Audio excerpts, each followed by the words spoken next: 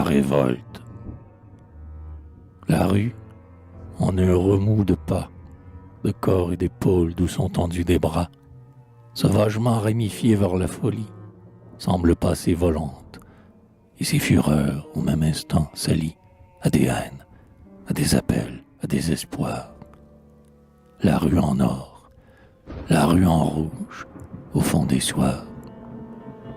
Toute la mort en des beffrois tenants se lève, toute la mort surgit en rêve, avec des feux et des épées, et des têtes à la tige des glaives, comme des fleurs atrocement coupées. La toux des canons lourds, les lourds roquets des canons sourds, mesurent seuls les pleurs et les abois de l'heure. Les cadrans blancs des carrefours obliques, comme des yeux en des paupières, sont défoncés à coups de pierre. Le temps normal n'existant plus, pour les cœurs fous et résolus de ces foules hyperboliques. La rage, elle a bondi de terre, sur un monceau de pavés gris. La rage immense, avec des cris, avec du sang féroce en ses artères. Et pâle et haletante, et si terriblement, que son moment d'élan vaut à lui seul le temps, qui met un siècle en gravitant autour de ses 100 ans d'attente.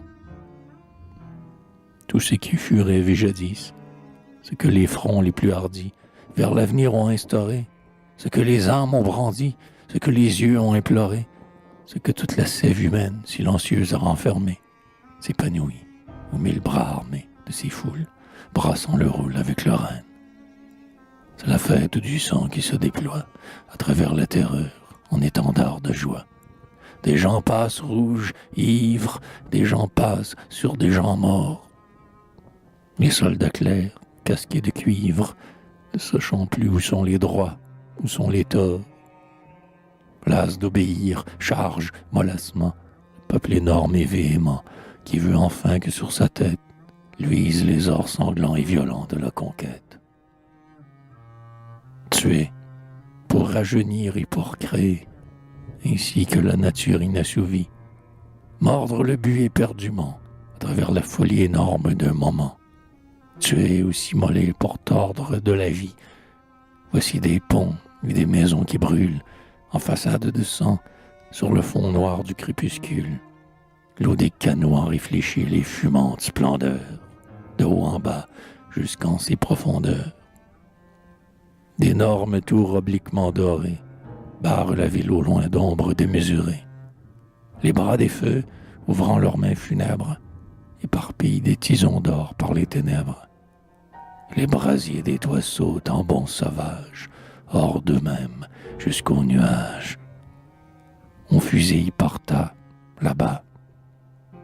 La mort, avec des doigts précis et mécaniques, ou tire rapide et sec des fusils lourds, abat le long des murs du carrefour des corps raidis en gestes tétaniques. Leurs rangs entiers tombent comme des barres. Les silences de plomb pèsent sur les bagarres, les cadavres dont les balles ont fait des loques, le torse nu montre leur chair baroque. Et le reflet dansant des lanternes fantasques crispe en rire le cri dernier sur tous ces masques. Tapant et haletant, le tocsin bat comme un cœur dans un combat, quand, tout à coup, pareil aux voix asphyxiées, telle cloche qui âprement tintait dans sa tourelle incendiée, se tait. Au vieux palais public, d'où les échevins d'or, jadis domptaient la ville et refoulaient l'effort, et la marée en rute des multitudes fortes, on pénètre, cognant et martelant les portes. Les clés sautent et les verrous, les armoires de fer ouvrent leurs trous, où s'alignent les lois et les harangues.